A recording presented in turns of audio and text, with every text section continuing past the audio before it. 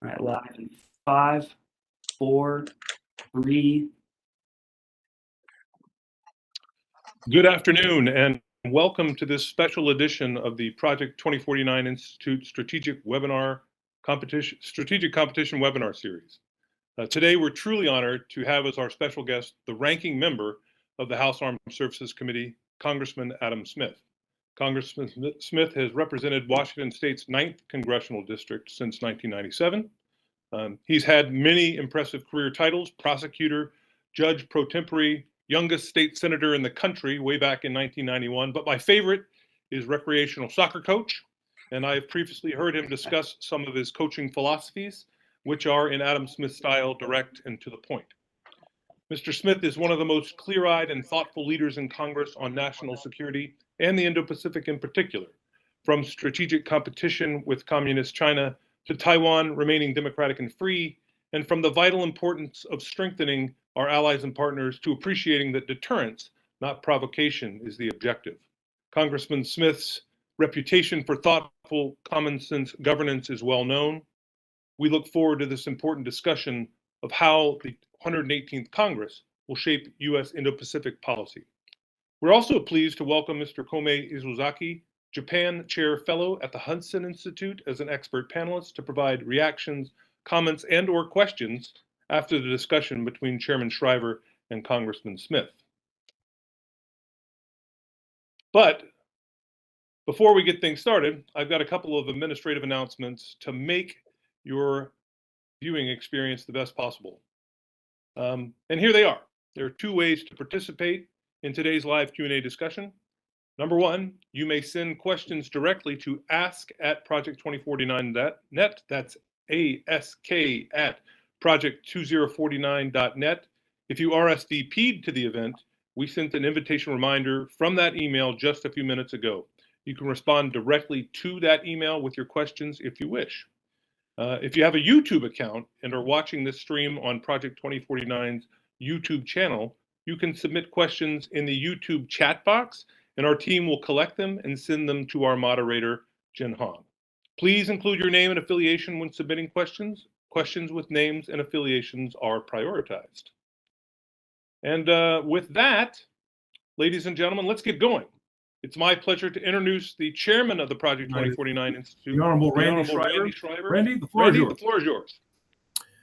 Great. Well, thanks, John. Appreciate the introduction, and very honored to have Congressman Adam Smith join us. I've been looking forward to this discussion ever since we were able to get it on the calendar, first and foremost because Congressman Smith has such tremendous experience and insights on these issues, but also on a personal level, the last few times I had a chance to interact with Congressman Smith, I was in the witness chair as Assistant Secretary of Defense fielding his questions. So now I get to turn the tables and ask you a few questions. So thanks again for joining us. I know you're just back from travel and in your home state, so we're particularly grateful that you made time for us. We focus on China issues in the Indo-Pacific, but you are just back from the Munich Global Security Conference. So I wonder if we could just start by telescoping out more broadly and just if I could ask for your impressions from that conference and sort of the big themes that came out of that from your perspective.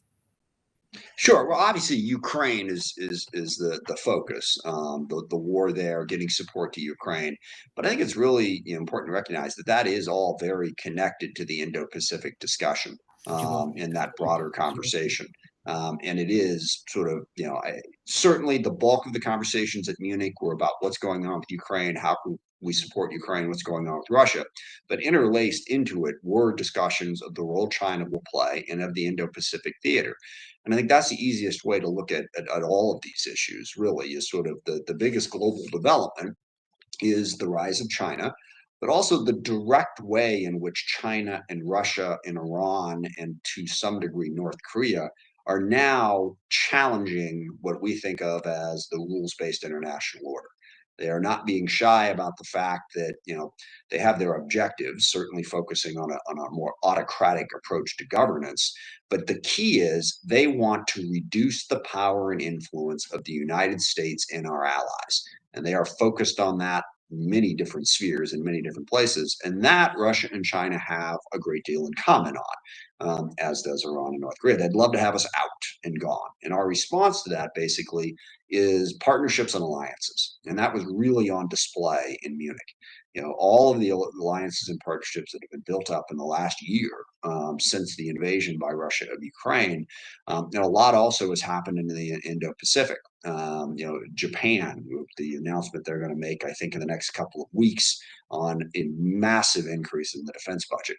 They just announced a $5.5 billion pledge to help Ukraine, not just a pledge, actually donation to Ukraine to help with humanitarian assistance. Australia, just in the last 2 or 3 years, has pivoted dramatically from basically just seeing China and the US as like, well, they're two people we're working with. China's their biggest trading partner, to understanding the threat that China poses to them and looking for ways to link more closely with the US. We've got the AUKUS agreement. We've got the Quad agreement that has been between Australia, India, the US, and Japan. And it's all about partnerships and alliances to push that rules-based international order and to stop China and Russia and anyone else who wants to put forward a more autocratic sort of brute force approach. And of course, that is indicated no more clearly than the Russia invasion of Ukraine. Clearly illegal, clearly violent, a violation of sovereignty, and Russia's doing it because they think they're strong enough to do it. And if they are able to be successful there, it undermines the entire effort to have a more peaceful, prosperous, and stable world. So I do think it is connected, and that was basically the discussion in most of the places I was in Munich. I appreciate those reflections, and note your observation that there was good unity among partners and allies staying the course and supporting Ukraine. But let me ask you about in the U.S. and in the Congress you serve in. We read about debates about the sustainability of the financial support that Ukraine is receiving from the United States, the potential depletion of our ammunition stocks, et cetera. How do you see support in the Congress for Ukraine efforts going forward? Well, it starts that there was a core group of folks, and certainly President Biden has been an outstanding leader on this, as has his team, Secretary Blinken, Secretary Austin. And that core group is making the case that I just made in greater detail. This is why it is important to us. The stability of the world is on the line here if Russia and China are able to bully their way through on a whole bunch of different issues. But you've got a whole lot of people for different reasons who either don't see that or are trying to actively undermine it. And certainly one of those groups in the U.S. is, what Liz Cheney affectionately referred to as the Putin wing of the Republican Party. And there is that group out there, and why exactly they feel that way is open to a bunch of speculation. But they are aggressively trying to make the case Ukraine's not our fight, doesn't matter. Now they do usually then say, but China is what we should care about. Apparently not understanding that if we aren't successful in Ukraine, that empowers China to an enormous degree. So there are a bunch of different forces that are pulling away at it. The only other one I'll mention here before shutting up is the ability of the United States government to function effectively. I mean, this coalition, the alliances, everything we're doing is dependent upon us continuing to fund the government. We've got the debt ceiling battle. Come October 1, we're going to have to, keep funding the government. And you've got that very extreme right-wing group that doesn't seem to care about funding the government, even as you have people talking about, oh, China, China, China. It's a huge threat. But we're going to default on our debt and not fund the government. Okay, well, that's not going to help us meet that threat. So yes, there are various forces that are undermining that, but at the moment the center is holding, and that basic message of why Ukraine matters, why involvement in the Indo-Pacific matters, is still carrying the day, but it is going to be a fight, no question. I appreciate that. I think you made a very important observation that is debated in our community. Should we lessen our involvement in Europe and other places in order to focus on China and deal with the Taiwan contingency, or do we deter Xi Jinping by succeeding in Ukraine? And we're very much of the view that you just articulated, that we deter Xi Jinping, or we're optimally postured to deter Xi Jinping if we succeed in defending Ukraine and defeating Russia, or at least preventing them from meeting their objectives. All of this is going to cost a lot of money. Competing well with China, supporting Ukraine in the near term, supporting other partners and allies. There was even discussion, well, in fact, it showed up in the NDAA that there should be foreign military financing available for Taiwan in the case of loans in the last NDAA. But it all adds up to a lot of money. And I know in the past you've been a voice of caution and reason when it comes to sort of spending ourselves into worse problems than we otherwise might have if we were more frugal with our spending. Can we meet these military and defense challenges, particularly in the Indo-Pacific, without spending ourselves into bigger trouble? Yeah, no, I think we can. And there's a couple of keys to that. Again, the allies and the partners are the biggest key to that. You've seen, in Eastern Europe in particular. I mean, Poland is building one of the best militaries in Europe right now. Other allies in Eastern Europe are similarly stepping up and spending more on defense. Japan, as I mentioned, is spending more on defense. Australia. There are a bunch of partners across the world that we can work with. We don't have to do it all on our own in the U.S. And if we tried, we would fail. First of all, because we don't have the resources, but second of all, because we have to be very clear on this. This isn't about the U.S. dominating the world. This is about a partnership of dozens of nations working together to build that better future. And I think that's one of the challenges. I'll digress for a moment here, and then I'll get back directly to the money question at the Pentagon. One of the big challenges is in the 90s, after the end of the Cold War, you had the neocons who were convinced that we had to dominate the world, that the new American century, if you remember that, and put forward this idea that the U.S. had to sort of be like the strongest, country in the world, and everyone just had to do what we told them, which was idiotic on so many levels. I could go on for huge length about that, but it really put the rest of the world going, okay, so you're saying China's awful and Russia's awful. Who the hell are you? Okay, all right, you're just going to try to bully us in a different direction. So number one, partnerships and alliances, is what's going to make us stronger and better able to achieve those objectives, and that's the vision that President Biden has. Second point on all this, my big point on the Pentagon is, everyone, and this is true in just about every public policy area that I come across, the first solution that everybody always offers, and it doesn't matter if you're talking about child care or homelessness or education or healthcare or defense, is, oh my gosh, we don't have enough money. We have to spend more money. Okay. And look, I get that. You'd always like to have more resources. But what I've learned in my life is if that is your sole focus, you're going to fail because you're not focused on how you're spending the money that you do have. We passed an $858 billion budget last year, comfortably larger than any other country in the world. So what I want us to focus on is how can we get every last ounce of value out of what we're spending? And we can do better. And I don't have time to go into all the details on that. We don't have to have $1 trillion defense budget in order to meet our needs. We can be smarter and better about how we spend that money. And that's what I want to focus on. And then also we do have to have a reasonably sane fiscal policy while we're doing all of this. So I think we can get there. It's not going to be easy. And the key is it's not just us. It's a team effort of dozens of countries across the world. Thank you. You mentioned not wanting to go into tremendous detail. There's a lot that could fall in that category of spending money better, wiser. But I do wonder, can you give us a couple of examples of where you think we're not investing enough or not? No, I almost fell into the trap of asking for more money there. Where we could be doing better, spending more differently. Absolutely, I can do that. And first of all, let me make a diplomatic point. I mean, we can be more effective in our diplomacy because when I talk about these dozens of countries, I can certainly list the countries who are clearly part of our coalition right now. I've mentioned Japan and Australia, Europe, but then you've got a lot of countries out there that, are in play, if you will. We've made some significant progress just in the last month with the Philippines. But you've got India, you've got South Africa, you've got, all of Latin America, all of Africa for that matter, countries that are, could go either way.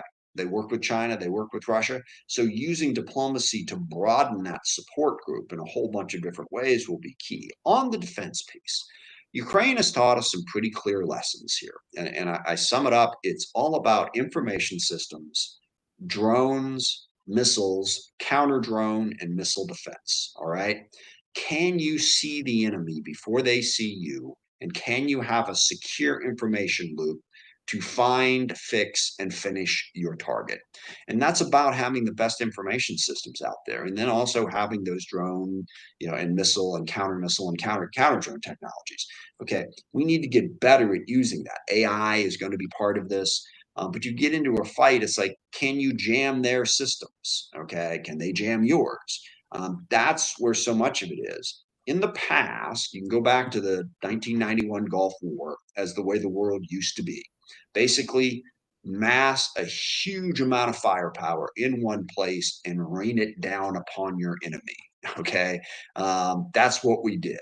But now, because you have missile technology, because information systems can fail, a relatively small enemy with a good missile system and good drones can take out that mass if it's in one place. You've got to distribute more, and you have to have more dependable information systems. And in some ways, that can be cheaper. Okay. We keep having this obsession with having a 300 ship Navy, a 500 ship Navy, a 1,000 ship Navy. Okay. But are those, ships survivable? What are we spending money on that's actually going to be survivable in the fight that we're going to face? The same is true for aircraft. I mean, it's fascinating that in Ukraine, Russia's clear air superiority. I don't think anyone would argue that Russia doesn't have a much better air force than Ukraine. All right. It's been pretty much irrelevant in Ukraine. Okay. Because even Russia's fifth generation fighters can't survive in the theater because of the effective air defenses that the Ukrainians have. And that's radars and targeting, and also the actual missiles. So there are probably some very large programs that we may not need in light of this. And those investments in information systems. See, I told you I could go on a great length on this. I did warn you. But that's where we need to make those smarter investments. Final point I'll make is, regardless of what you're spending money on, there's a cultural issue within the Pentagon in terms of how we approach issues. And the culture right now is process, process, process. It's the 1950s Ford Motor Company, as opposed to the 2022 Apple or Google or Microsoft. It's not nimble. It's not creative. It's all process. It's all requirements. I've made this joke many times, but I'd love to impersonate Thanos for 1 second, snap my fingers, and make half of the requirements at DoD go away. And I don't care which half. Okay. They tie us in knots. They tie us in process, instead of having a very simple problem solving approach, which is identify the problem. What are you trying to do? Okay. And then be creative about how you solve it. Instead, we do it the other way around. We come up with 1,000 different requirements to get to here. And one final thing on this point, which I think really illustrates it, the Hoover Institute at Stanford, they've got a program called Hacking for Defense with undergrads. And what they do is they give the undergrads a real world Department of Defense problem. Here's what Department of Defense is trying to solve. Go figure it out. And I think it fascinates me most about that is, of the classes that I talked to, the 4 or 5 that told me about their project, every single one started with one fascinating point, which was, well, the first thing we realized, the DoD was asking the wrong question. That wasn't the problem they were really trying to solve. What happens now in DoD? Years, billions of dollars, paperwork filled out, all this stuff, because this is what they asked us to do. Okay, so we're doing it. It's kind of like the Office episode where Michael drives into the lake because that's what the GPS system was telling him to do. It's like, no, dude, there's a lake over there, and I think we can go ahead and be creative about this and do something different. So that cultural issue would also get us to get to better solutions in a more cost-effective way. Well, those are really important points. Thank you. Well, let's talk a little bit more specifically about China and the work of the Congress. You voted in support of creating the Select Committee on China. We've seen the members who will be involved in that Select Committee. It looks like a very serious group, and we're fans of Congressman Gallagher here. He's been a supporter of our institute. Could you give us your thoughts on how that committee is going to do its work, integrate with the committees of jurisdiction? How do you see this as additive to the greater China challenge and what Congress can achieve on this? Well, I think it's got enormous potential, and it's got two potential pitfalls that we'll have to avoid. The potential is obvious. First of all, I'm with you. I think Mike Gallagher is a very sharp, very serious lawmaker. I like him, and I think he's in a position to do a good job. And when you look at the roster for both Republican and Democrat, the same can be said for pretty much all the members who are on that. So it's got the potential to do that. Also, I think it is important to focus on China, because it crosses over all manner of different jurisdictions. I mean, obviously, you think of armed services and intel and foreign affairs, but energy and commerce. There's all kinds of telecom issues at play here. So to have that committee to focus on what is one of the most significant policy challenges that we face as a country, I think makes a huge difference. The two ways it can go south is if, number one, if it becomes a China bashing competition. Who hates China more, who is more willing to go crazy about the threat and to proceed, whatever.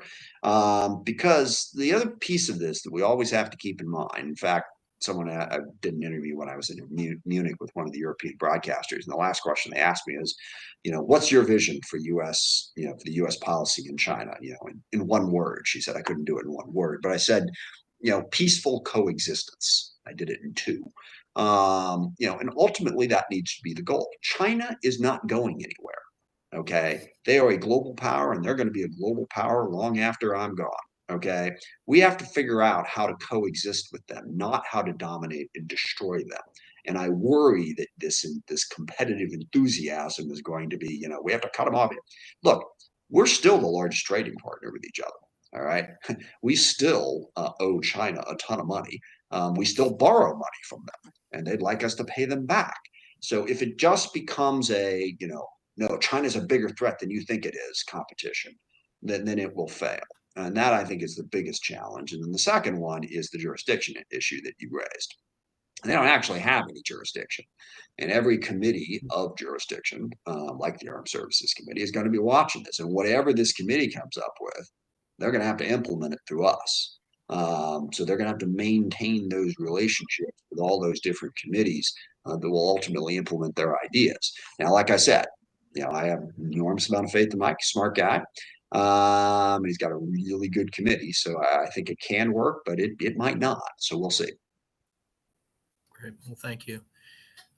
Certainly, we look at how to stabilize the competition with China here. We have people who have experienced in some of the more difficult areas like the mill-to-mill relationship. And so we understand that need to have stable and constructive relations where possible, and certainly don't want to avoid the most catastrophic outcomes. But there's certainly one issue that seems to have some urgency tied to it, which is Taiwan. And I know the Congress has taken an interest not only through a number of pieces of legislation that were Taiwan specific, but also high-profile visits like Speaker Pelosi's visit and now a potential Speaker McCarthy visit. Just in brief, how do you see the Congress approaching Taiwan-related issues, particularly Taiwan security in the upcoming Congress? What would you prioritize as the ranking member of the Armed Services Committee? Well, it's crucial. I think we do have to link it with some of those other issues, to make the world know that it's not, because people could say, it's Taiwan. What do we care? Taiwan's supposed to be part of China. We're really going to go to war over this. I think we have to link it to China's broader territorial ambitions. I keep meaning to write down the exact number of countries, but I think over a half dozen countries out there, China has placed a claim on some sovereign piece of their country. I was in Indonesia last year, and Indonesia was doing a natural gas exploration in their territorial waters, and China came rolling in and shut them down. Obviously the Philippines and Vietnam and Japan, a number of countries have dealt with that. China has a territorial grab approach here, not to mention the fact, by the way, that all across the world they are fishing illegally and jeopardizing the sustainability and the stocks of key fishing areas, in Latin America and Africa and all over the place. So, it's a matter of understanding that their approach to Taiwan is also their approach to other things that threaten other countries as well. Second, it's pretty simple. We have to make Taiwan strong enough that China doesn't think that they can take them by force. And a lot of that weaponry that I just talked to about information systems and drones and missiles and defense, for a relatively cheap amount of money, Taiwan, the U.S. and our partners can make them into that porcupine that everybody keeps talking about. And I think that is a key part of it, while also trying to engage in diplomacy with China. And this is where I fail a little bit, because I'm a practical guy and I look at it. I mean, I was in China 20 years ago. I went to China and Taiwan, and I didn't know a lot about it at the time, but people asked me what the main takeaway was. The main takeaway was two things. One, at that time, China was just, beginning or a little bit in the middle of the process of how do we feed 1.4 billion people? How do we transition from a command economy that was failing to an economy that embraces enough capitalism to be able to provide for 1.4 billion people? And I was really impressed by what they were doing on that front. And then the second thing was they have an irrational obsession with Taiwan. And I honestly said to a Chinese diplomat at one point, I said, I just don't understand here, okay? And I'm not that emotional a person, so maybe I just don't see it. But it's like, you got all this stuff going on, and you're going to jeopardize it. And you got a good relationship with Taiwan, okay? The business, and it's grown since then, since I was there 20 years ago. Why on the name of God would you jeopardize that over what? They're supposed to be part of you because of some emotional thing, basically get over it. Okay, move on. They don't really agree with me on that, in case you're wondering, and I'm sure you're aware. So they're going to continue to have that obsession. And I think the policy of one China, but you're not doing it militarily, and it's off somewhere in the distance. Let's just be patient about it. That has to continue to be our policy. I do think we have to be careful about being unnecessarily provocative here, pushing independence, because of how passionately China cares about this. There's a lot of talk, and something that Mike Gallagher is directly talking about is, should we have an explicit policy that we will defend Taiwan no matter what? I don't think we should. I mean, strategic ambiguity, I think, is far more valuable than people give it credit for. So that's sort of my rough take on how we should approach the Taiwan problem. But it is definitely, if we handle that wrong, if a conflict happens over Taiwan, that is a catastrophic development for the world that we need to try and avoid. Well, thank you for that. So the administration talks a lot about integrated deterrence. And to me, it sounds like the right thing, but it also sounds like a catchphrase, like a whole of government approach. Anytime somebody says whole of government, I reach for my wallet, make sure it's still there. But one thing that I think they mean by integrated deterrence is getting the economic agencies more active in this problem and be part of the deterrence equation. And I know some in Congress have talked about a reverse CFIUS, looking at outbound investment. Some are very focused on supply chains in critical sectors and a targeted decoupling. Could you make a comment or two on the economic competition and how we might do better in that space from your perspective? Absolutely. And I think there's a pretty simple, straightforward way of understanding this. So starting in the late 90s, mid 90s, with China PNTR, and I think China became the global corporate easy button. Okay. It's where everybody wanted to go to do business. A massive growing market, the largest market the world has ever seen, growing faster than the world had ever seen. You want to be in China. Low labor costs, low environmental restrictions. It was the place to go. So as a consequence, over the course of the last 25 years, roughly, a lot of manufacturing and development, a bunch of different things have wound up in China because that's where the corporate world, wanted to go. They didn't necessarily have to. It just became the place to go. And it was good and it was positive.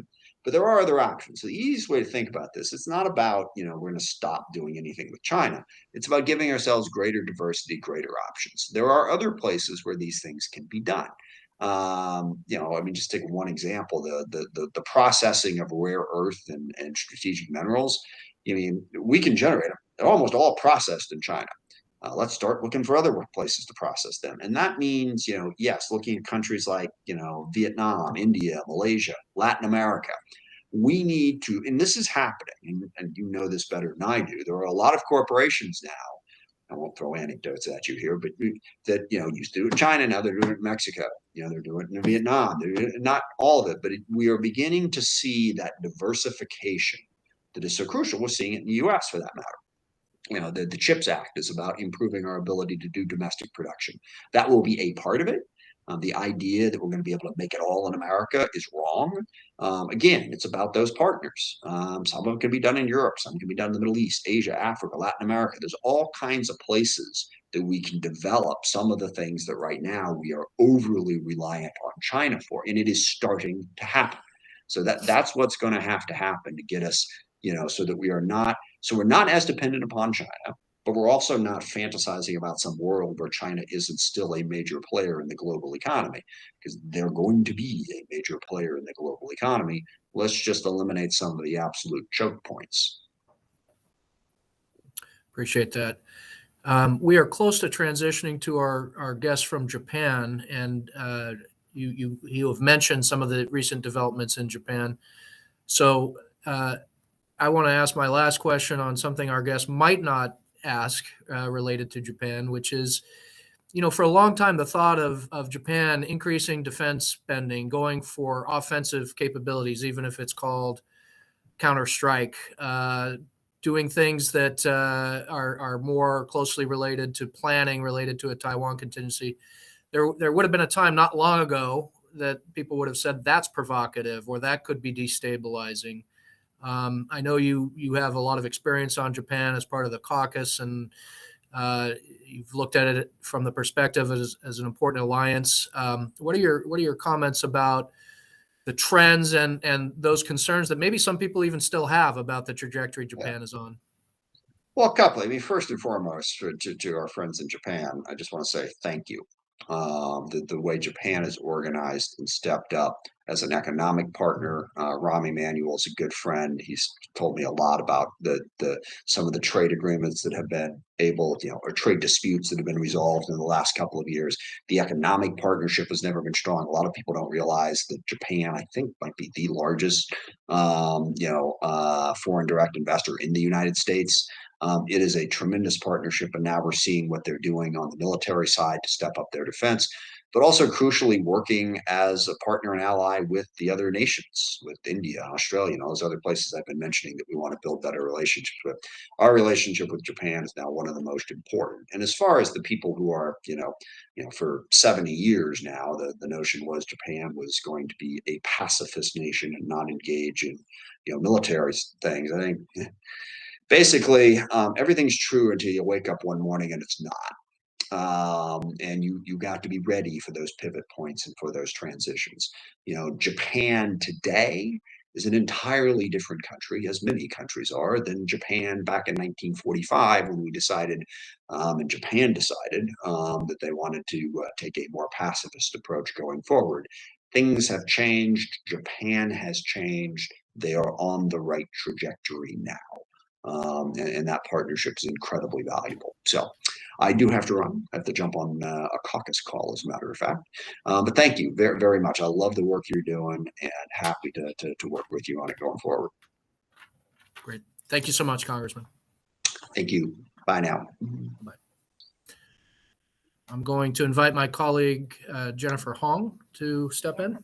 Thank you. Thank you, Randy. And thank you, Congressman Smith and Chairman Schriver, for your insightful thoughts and comments about many different issues surrounding Russia-Ukraine war, the U.S.'s response, the importance of like-minded nations like Japan in securing a free and open Indo-Pacific, and how to better utilize our existing resources, thoughts on China and Taiwan and more. So I know that Congressman had to jump off, but it was really wonderful having him here. And for this portion of the webinar, we will invite Mr. Komei Izuzaki to share some thoughts on the conversation that we had just heard. Mr. Izuzaki is a Japan Chair Fellow at the Hudson Institute. As an expert in Japanese defense policy, space security, and biological and chemical weapons conventions, his research areas include space policy, defense strategy with a focus on the Indo-Pacific region. Prior, Mr. Izuzaki served in the Ministry of Defense of Japan for over 20 years, working on space policy, cyber policy, strategic dialogue, intelligence, and peacekeeping operations. And In addition, he was also Senior Director for Business Integration and Partner Coordination of the Tokyo Organizing Committee for the Olympics, Director for the Biological Chemical Weapons Conventions Office of the Ministry of Foreign Affairs of Japan, and a visiting fellow at the Center for Strategic and International Studies. Before I turn it over to Mr. Izuzaki, I want to encourage you to send us your questions at ask@project2049.net or submit it on the YouTube channel chat function. Please include your name and affiliation. With that, let me turn it over to Mr. Izuzaki for his thoughts on the conversation we just had, and then we'll go from there. So, Mr. Izuzaki. Very interesting, important discussions. Can you hear me? Okay, so I'm very great to hear the discussion between Mr. Schriver and Congressman Adam Smith. I'm very grateful about your understanding of the Japanese issues or your involvement in strengthening of the alliance management in the past several decades. I think I should mention that Japan has released 3 strategic documents last December: National Security Strategy, National Defense Strategy, and Defense Build-Up Plan. So I think this is the most fundamental transformation of Japanese defense and security policy since the end of World War II. And in the national security strategy, Japan has shown their very severe understanding or serious understanding of the fundamental change of the international architectures. So they said that this is the permanent members of the United Nations outrightly broke the international norm and invaded the neighbors. Also, they mentioned that rising challenges in the East and South China Seas, they call it gray zone challenges. So over the 2 decades, the gray zone challenges escalated. In addition to that, nuclear power military modernization of China is really fast and growing. And some of us have already expected, but maybe their pace is faster than we expected. So those developments and reflected in the strategy documents. So these 2022 December National Security Strategy and the other relevant strategy documents are kind of revised from the previous one, which was first ever Japan National Security Strategy drafted in 2013 under the Prime Minister Abe's leadership. This is replacing the past 1957. We have a National Defense Basic Policy.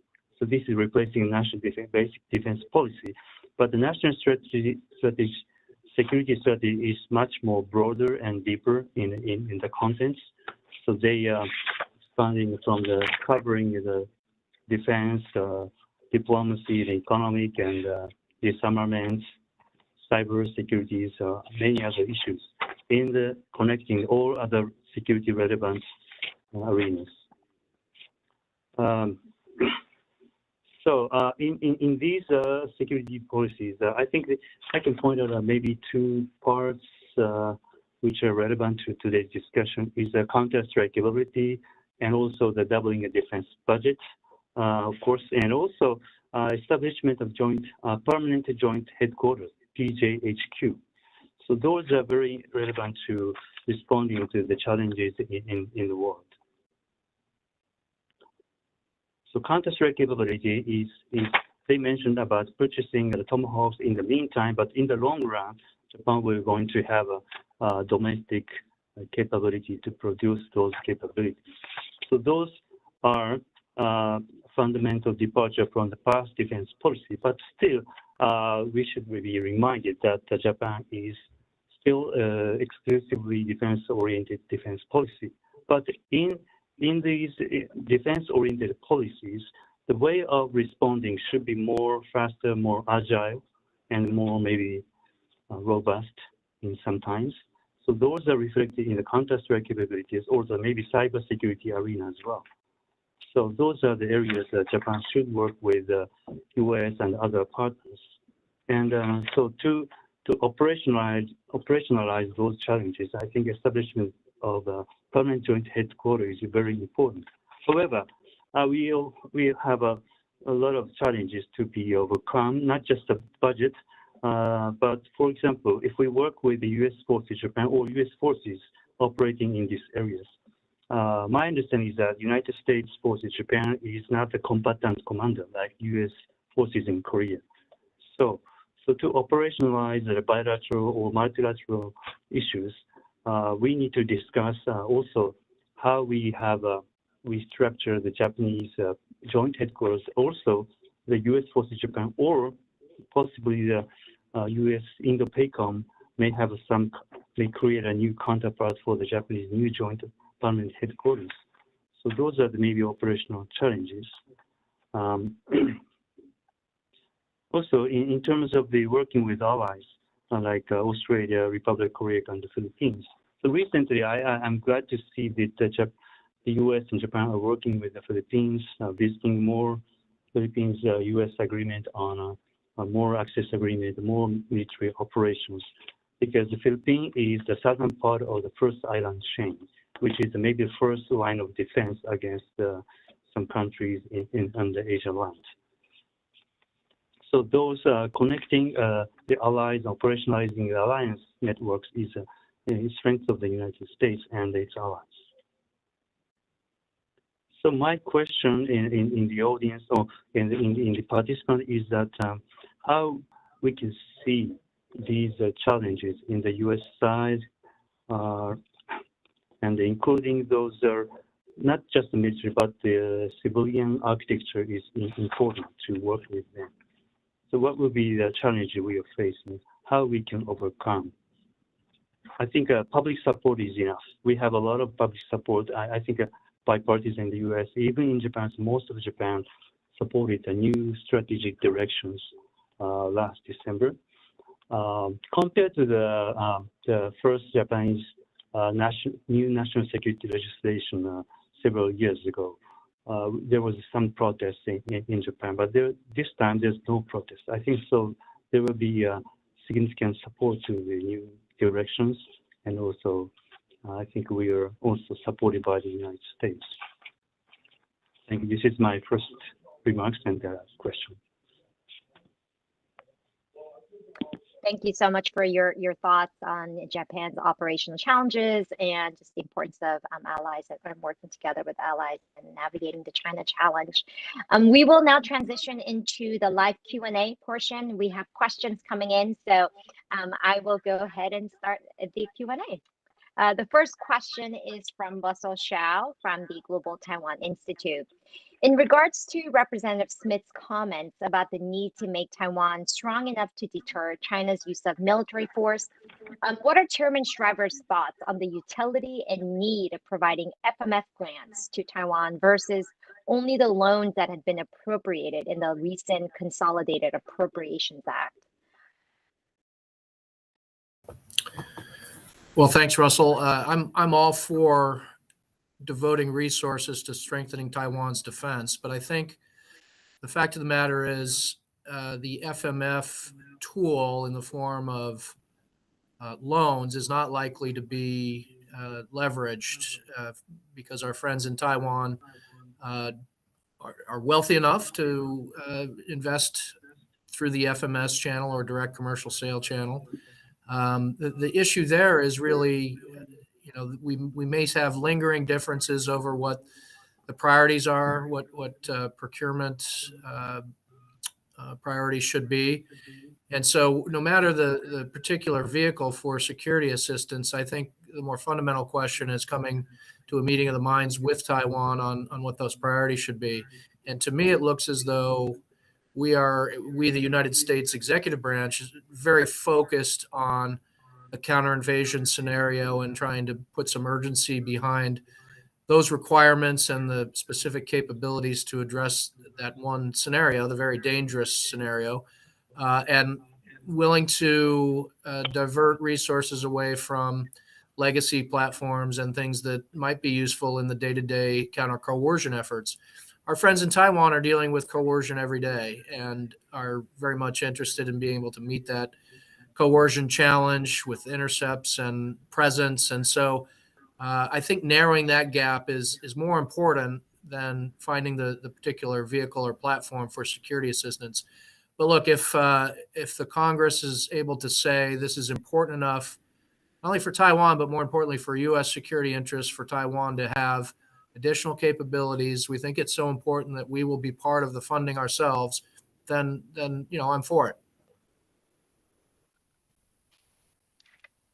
Mr. Ishizaki, do you have anything to add?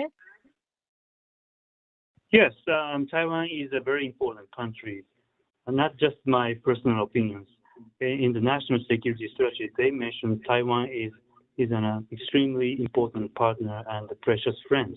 We don't have official diplomatic relations, but we have a strong personal and commercial relationship, and people-to-people relations have been always strong.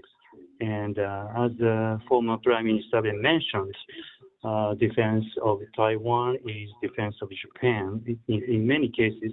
So I think the definition of defense of Japan is different from people by person per person. But I guess Japan's, considering the geographical location, it's very natural that Japan can play an important role in any contingency in the Taiwan Strait or around Taiwan Straits. So we host a lot of U.S. forces, and U.S. forces operating from Japan is we as a country should protect our territory. So we have to create a sanctuary to the U.S. forces operating from Japan. And in case of some casualties or a lot of refugees came, and we have to take care of it in Japan. And also, we share a lot of waters on the East Seas. So in combat or crises in those areas, Japan is naturally involved. Also, we need to consider the commercial air flight and ship. So that is fundamental to Japan's economy to survive. So those are, I think, natural. Japan is a natural country to support for the maintenance of peace in the Taiwan Strait. Thank you. Jen, can I just make one additional comment based Absolutely. on our friend's comments there? Very important to underscore the importance of Taiwan's security to Japan's security. And I would just say, in terms of the alliance discussion between the United States and Japan, we are really advancing rapidly in terms of considering joint planning, considering roles and missions. That Japan, because of geographic proximity and because of U.S. force posture, has always been absolutely central to our planning for a Taiwan contingency. But the assumption was it would be the U.S. operating from Japan, with Japan providing rear area support. I think Japan has really been a driver, starting with Prime Minister Abe's visionary leadership and continuing on to his successors. Japan has really been the driver in pushing us to more fulsome alliance discussions on a Taiwan contingency, and it's extremely important. Thank you. As we know, North Korea has been increasing in its missile tests and its provocation in the Korean Peninsula. And so we have two questions related to extended deterrence from Patrick Cronin from Hudson Institute and Joe Bosco from Department of Defense, retired. So South Koreans appear to be losing confidence in extended deterrence, and we know things in large part to the work of former Prime Minister Abe. How does Korea, giving the remarkable evolution in Japan's security thinking, thanks in large part to work of former Prime Minister Abe, as Korea is losing its perhaps confidence in extended deterrence, what is the sentiment in Japan today? What does Japan look at the sentiment in South Korea for acquiring nuclear weapons? Is there similar thinking in Japan? Perhaps I can start with you, Mr. Ishizaki, on that question. Okay, great. Thank you for important questions. I think Japan's public sentiment is very different from the Koreans. Probably opposite. So Japan has experienced atomic bombing twice in Hiroshima and Nagasaki. So there's a strong sentiment that Japan shouldn't have nuclear weapons or produce, even introducing a weapon is very controversial. So, of course, we are concerned the development of nuclear forces and missiles in North Korea and also in China. So that's a big concern. So that's why I think Japan has decided to upgrade extended deterrence to the ministerial level. So last month, the U.S. and Japan's 2+2 meeting, Security Consultative Committee, was held in Washington, D.C. So those two defense and foreign ministers of both countries discussed extended deterrence issues. So those are important to not just showcasing, but also to operationalize and the policies aligned with the United States. I think that's the difference between the South Korean public's reaction to the concerns about the nuclear weapons around the country. If I could jump in, first of all, this is terribly unfair because these are the kind of questions I'd like to ask Patrick Cronin and Joe Bosco because they are truly expert on these matters. But I'll do my best here to contribute. So we're having these conversations because of North Korea and China, and we need to be clear about that over and over again. This is not about politics in Japan and reemergence of nationalism. This is not about South Korea's interest in being more independent in the alliance construct. This is because North Korea and China have aggressively pursued, in the case of North Korea, a capability to attack the United States, and in China's case, a surge to some level of parity. So it's understandable in a democracy that these discussions would be taking place, even though the taboos, if you will, held for a long time. It's entirely understandable. But from my perspective, for the U.S., there are a number of concerns about this discussion taking place in how it reflects a lack of confidence in our position as an ally, in our provision of extended deterrence.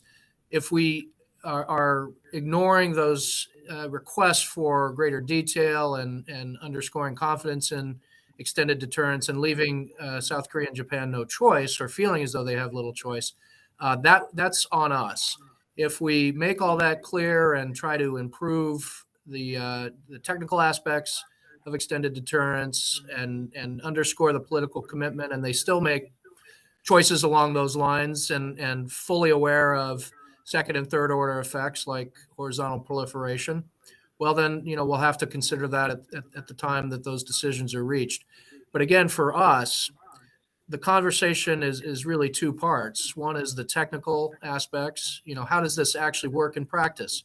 Talk about from the point of sensors pre-launch to sensing launch to tracking and how we make decisions and implement our protections through the use of our own military capabilities and including strategic systems. That's all pretty straightforward, but it needs to be articulated and understood in alliance discussions. The second part is the political commitment, and that's basically an expression that we're willing to put our great cities at risk in the defense of the great cities and population centers in South Korea and in Japan. And that's a conversation that is a little more difficult because, of course, we can say it many times over, and you only have to be wrong once to have a really bad day, right? If you're in Korea or Japan. And we need to make sure that they are not concerned that there's misplaced confidence and that when the time comes, we'll blink and we won't be willing to make those great sacrifices.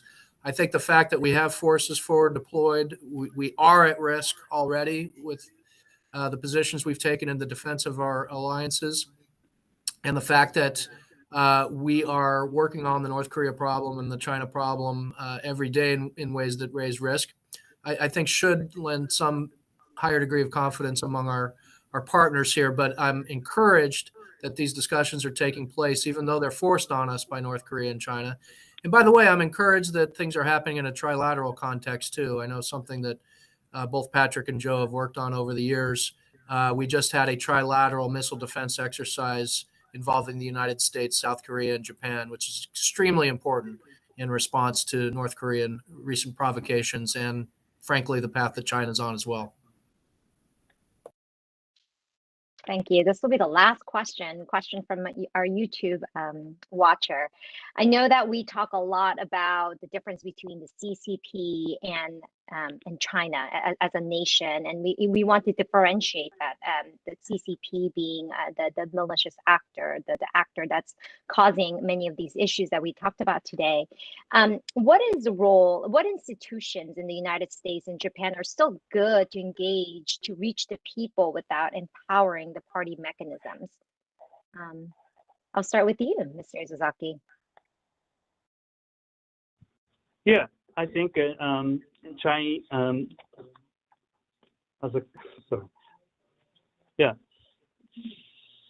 So I think the current political arenas, Japan and China is facing difficult times and challenging time. But I think in the long histories, Japan introduced a lot of Chinese technologies and cultures, civilizations, including our characters, Chinese. So, and we have embraced the Chinese civilizations for many centuries, even though in the past 100 or maybe 200 years, it maybe have some tragic parts included. But still a lot of people back and forth.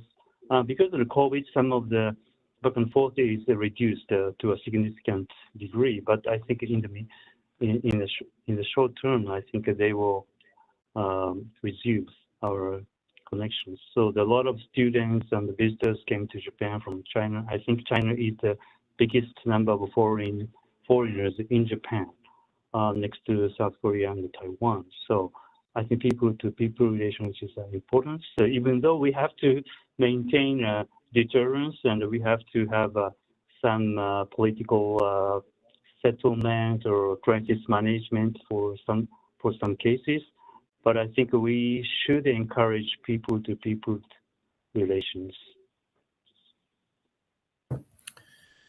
Yeah, that's a good question, Jen. The previous administration, we became very intentional about talking about the CCP as distinct from the Chinese people.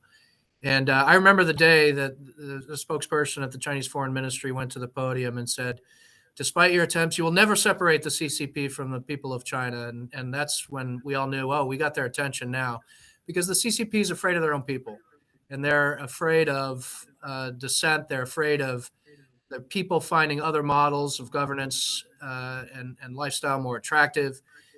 So there is something there to work with, I think. The problem is some of these channels that Mr. Izuzaki is mentioning, which are, he's absolutely right, themselves have been tainted by the Chinese. You know, students are now being asked to be part of the surveillance network and report on things they see in the United States. Corporations have party members with loyalty to the party responsibilities going deeper into corporate structures. So a lot of these non-government approaches are themselves now being impacted by the Chinese Communist Party. But return to the previous point, we got their attention. I think there's so much that is attractive about our model of governance and that of Japan and other democracies that we need to keep being excellent, and that there's a lot of work to do at home on that, but be aspirational when we talk about a future China that really unleashes the greatness of the Chinese people and the Chinese culture. You know, sometimes the greatest pro-China people are the anti-CCP people, because they realize what tremendous potential there is for a better life for the people of China post-CCP. Thank you. Well, we want to thank Congressman Smith, Mr. Izuzaki, and Chairman Schriver for joining us today, but most importantly to you for joining us. And we hope that you will find us in our next event. And this recording will be available on YouTube, so please share widely with those who couldn't join us today. Thank you all. Thank you very much.